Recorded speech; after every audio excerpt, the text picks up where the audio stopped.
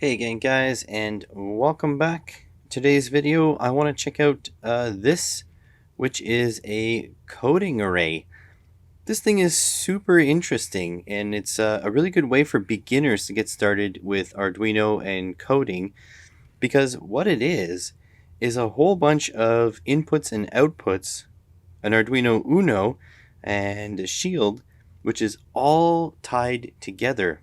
So every device on this board you're able to use right away without breaking off any piece of this board. No wiring, nothing. Now, the big bonus with this is that it also comes with a wiring harness, and when you're ready to make little bit more portable projects, you can break out any of these boards and connect them with this wire harness and put this hat on top of the Arduino, and you have a totally separate device. So it's kind of like a board that sort of grows with you.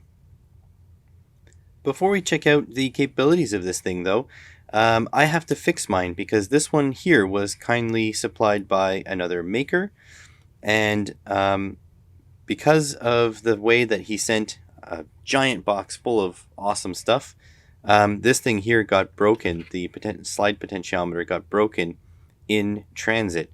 So I'm going to try to fix this, and then we can tour around the board and see what we have available. And make sure you stay tuned until the end of the video because I have a special announcement to do with this board. Should be able to lift this off now. There we go. So this is the bottom of the board, and as you can see here, we've got some traces here. I'm going to set this up in my board holder, and then we're going to see what we can do to try to keep this thing into place. So I have it securely held in my board holder here. Actually, this is by far my favorite board holder. I think it holds the greatest variety of boards, and it's also very flexible. Has a spring-loaded jaw here. This thing is awesome. I'm going to do a separate review video on this board holder, but I'm going to secure this piece in place with some sticky tape just for now. And so this is going to go like this. And I know I can cover up over this way. There we go. That should be just fine there because nothing is really in the way. And same thing over here. We're just going to have to be careful not to go too aggressive on pushing down on this thing. And I can't believe I actually set this up a little bit too high up here. So I'm just going to chop that. See if I can yank this out.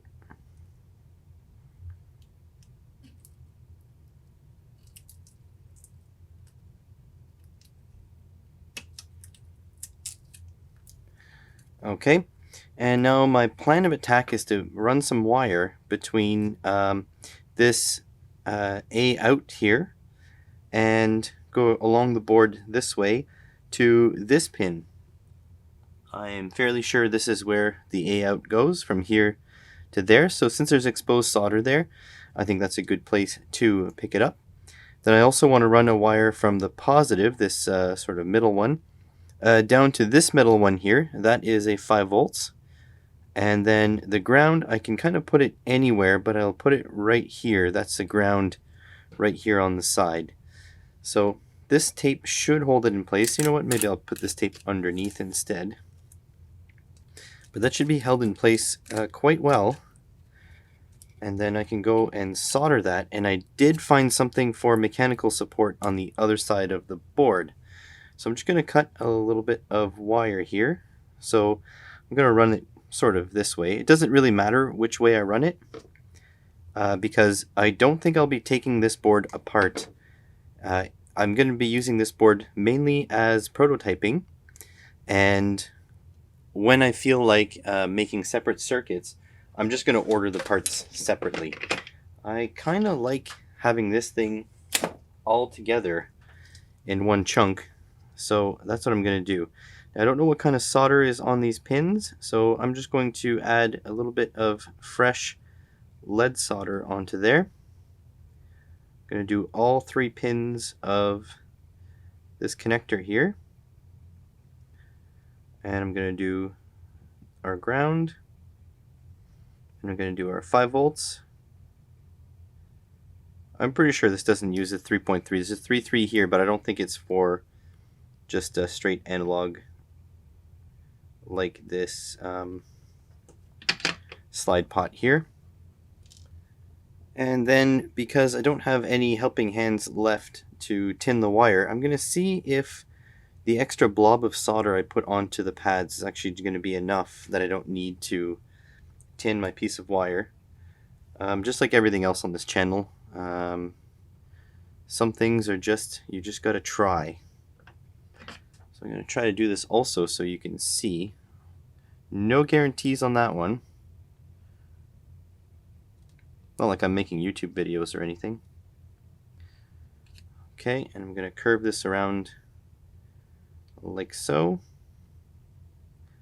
I should be able to just nick that. There should not be a lot of current flowing in these wires. Like, not at all. So I'm not too concerned about how good the solder is. It just has to hold, basically. Okay, it's possible that it does do a little bit of connection through there, but not majorly. Same thing for my 5 volts here. It'll have to cross over. So I'm going to put this down like here. Make sure all those wires are together. This is, I think it's 32 gauge wire. It's very, very thin. But we're not talking about outputs here. We're talking about inputs. And there really, really is no reason to have a lot of current flowing here. And so I highly doubt that this will be a problem. I'm just going to stick this down here. So the positive to the 5 volts.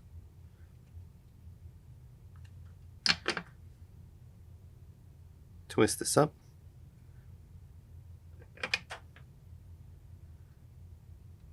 And I can afford to take a little bit more space on this one. Oh, unsoldered my other one by accident. I can take up a little bit more space on this one because I don't actually need to get to the 3.3 volt all the way on the left hand side there. So I'm going to re-solder that one that I just messed up. There we go. That should be good. Alright, one more wire. We just need to do the analog trace. Now, you can see it maybe just barely from your vantage point, but the A out goes down. Very thin wire ends up here. So I'm pretty confident that this will work, but we shall see.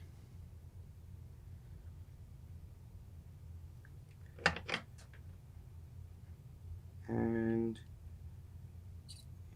go. Okay, that is soldered on. Now you see I went a little bit too far here.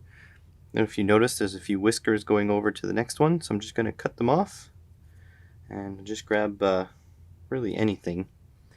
I'm going to grab my hobby knife there and just make sure everything is clear. There we go. So that one's there, and now I'll just have to solder onto here, and we should be good for reassembly.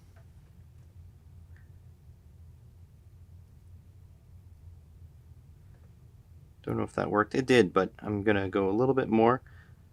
It's a little sketchy going crossed over my finger like that, but it's not too bad. Okay, now to hold it down, the baseboard looks like this. It has these nylon spacers and nuts on the bottom, and then screws come through the top. I have this kit of those components, but in black, from my RC drone days, which may come back, but we'll see. That's going to be a different story. But I've got these posts, I've got nuts, and I've got screws. And kindly, these two holes here line up with these two holes here, and this will hold the potentiometer in place. Now I think the goal of that is because if you snap it off the board, you can always put it back and then use the wires to link it. But I didn't want wires to go, on top. When I do tutorials, I don't want people to think that they need those wires, because really it's integral into the kit, right? So I just brought the kit back to the way it would be when you get it shipped. So I'm going to reassemble this. I don't think you need to see that, and we're going to give this kit a test. And here we go, all reassembled, and as good as new, and maybe better. They're all kind of solid, but this one is really solid with its two anchors now. And yeah, basically I just added the two anchors there at the bottom and put some nuts on, and that's it. So let me just kind of guide you around what this coding array is and why it's so great. And I think the center of all of this is that you have an Arduino Uno clone. So the Uno clone is a fantastic platform to start with. As you'll see, a lot of this stuff is tailored for beginners, really. You have a socketed chip, so if you make a mistake and you fry something, you can always change the chip in the socket. And you have a hat that will actually adapt to all the things on here. Now, if you notice, the analog channels are all on this side: A0, A1, A2, A3, A4, A5. And then over here, they put the analog devices. So over on this side, you have the slide potentiometer, you have a Hall module, a photoresistor, a thermistor, a mic, a flame module, which I wasn't sure that this was analog, but I guess it is. And you have a level shifter. So you can actually shift from 5 volts to 3.3, which is pretty nice. And again, all of this is usable while in place on the board or with the use of these extension cables. Also, all these modules have the power light, so you can tell if they are functional or not. Then on the other side, you have an LCD. This is a 1602, so 16 characters by 2 tall. And if you look inside there, you may not be able to see it, but there's actually a slot for an OLED, so you can change this out for an OLED. I'm not sure if the original kit came with the OLED, because again, I got this from another maker. He sent it, very nice of him to send me such a cool toy like this.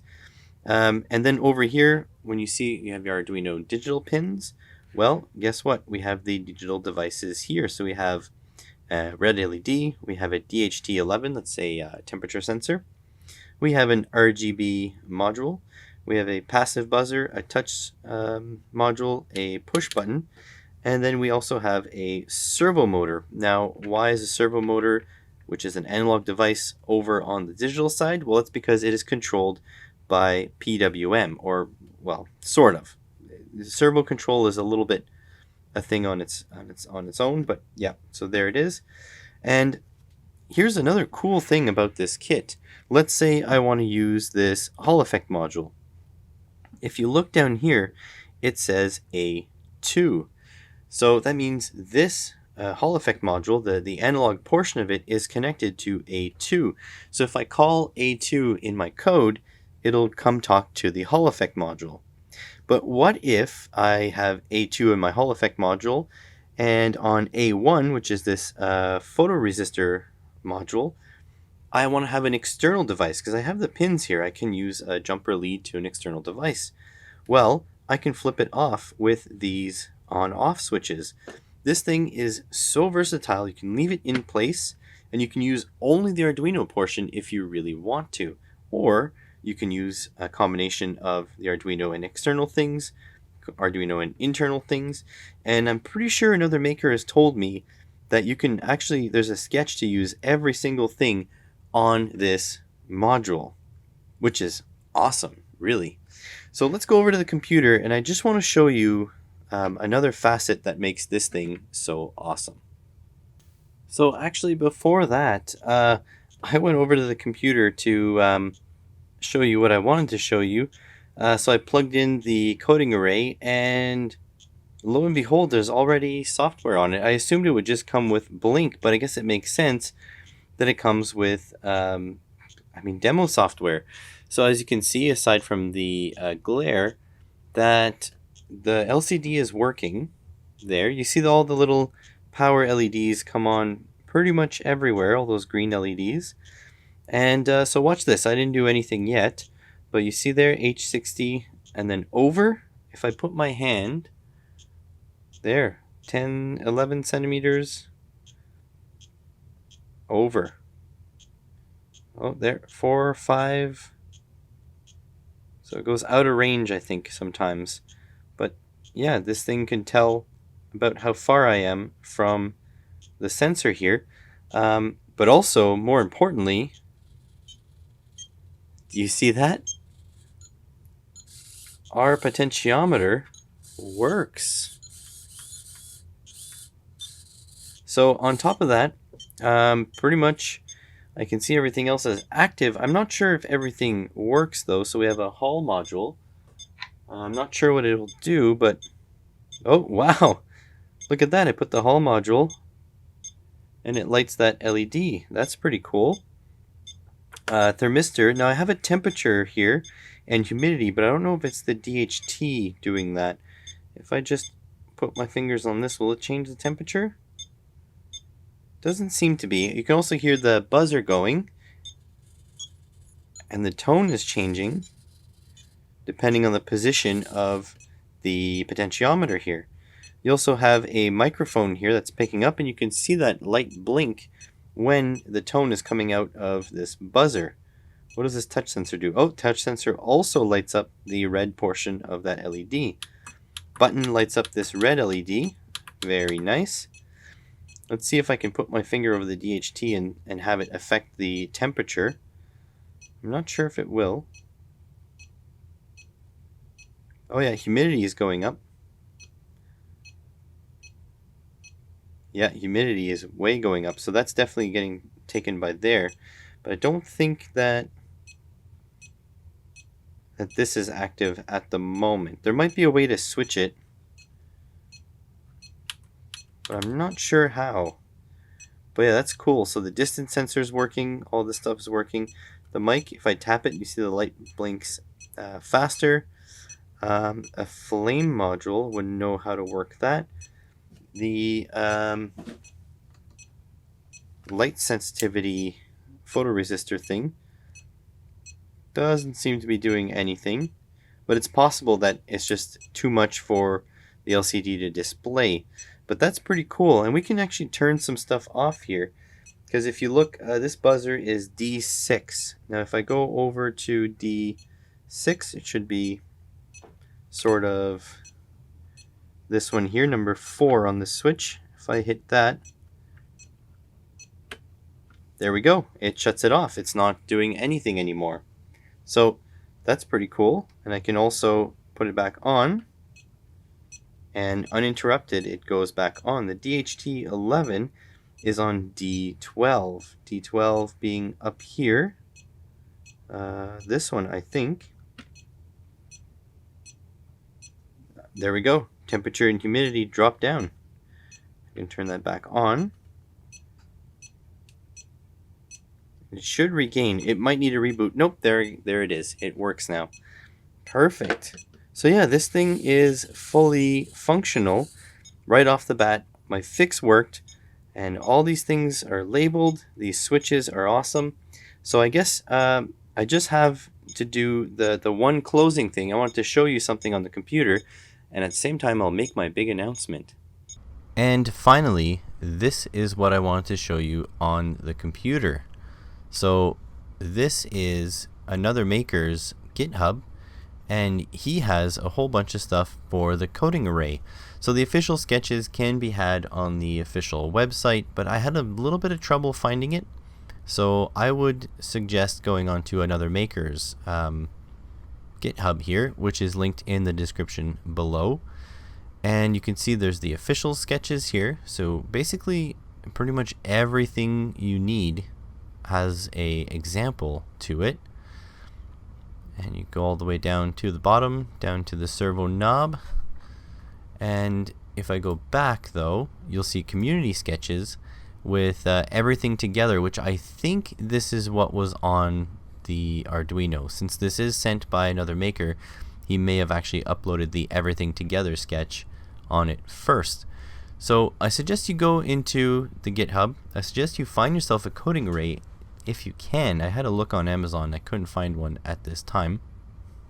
But basically anything that you could use for the coding array can also be used for those little individual modules you find online. You just need to set it to the proper pin or define the proper pin. And that leads me into the big announcement. In the description below, there is a link to one of another maker's videos. And on that video will be links to two things. One will be a giveaway for 5 of these coding arrays shipped anywhere in the continental US. Pretty sure that's what he said. And the other one will be a link to funding for an Arduino project. So I'll let him give you the details in that video linked in the description below. But another maker is a really good fellow. He's got a really cool company where he does really cool things, and he makes really good YouTube videos. So please head over to his channel, hit that subscribe, and leave a comment on his channel, because the more comments you leave on someone's channel, the more chances YouTube is to recommend it to somebody.